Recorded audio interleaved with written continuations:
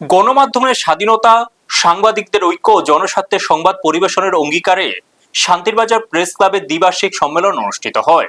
সাংবাদিকদের ঐক্য সুদৃঢ় করা এবং জনস্বার্থমূলক বিষয়কে আরো গুরুত্ব দিয়ে তুলে ধরার অঙ্গীকারে আয়োজিত এই সম্মেলনে উপস্থিত সদস্যরা পেশাগত সমস্যা ও গণমাধ্যমের ভূমিকা নিয়ে বিস্তারিত আলোচনা করেন। সমবায় মন্ত্রী শুক্লাচরণ নোয়াতি সম্মেলনের আনুষ্ঠানিক উদ্বোধন করেন। অনুষ্ঠানে উপস্থিত ছিলেন দক্ষিণ ত্রিপুরা জেলা পরিষদের সভাধিপতি দীপক দত্ত, বিধায়ক প্রমথ রিয়াং, মহকুমা শাসক তরুণ কান্তি সরকার এবং শান্তিরবাজার পৌর পরিষদের চেয়ারপারসন স্বপ্না বৈদ্য ও ভাইস চেয়ারম্যান সত্যব্রত সাহা।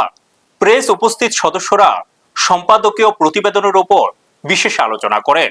শেষে 10 সদস্যের একটি নতুন কার্যকরী কমিটি গঠন করেন।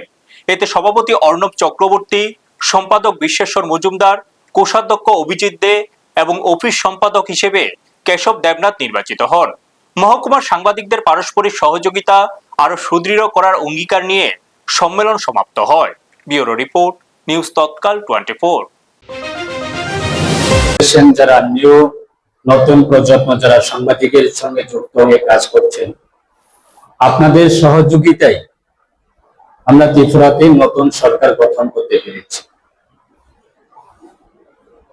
তার মধ্যে আমাদের সরকার ক্ষমতা আসার পরে সবচাইতে ত্রিপুরার যত সাংবাদিক আছেন, আপনাদের সবচাইতে বেশি সম্মান এবং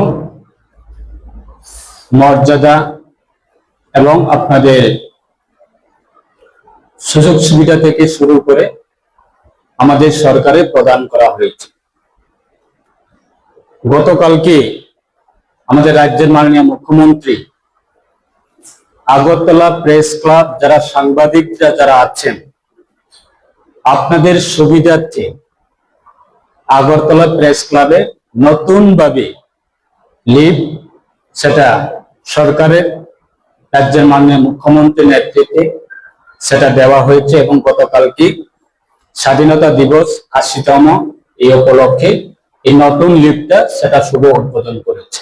আপনারা দেখছেন নিউজ তৎকাল 24।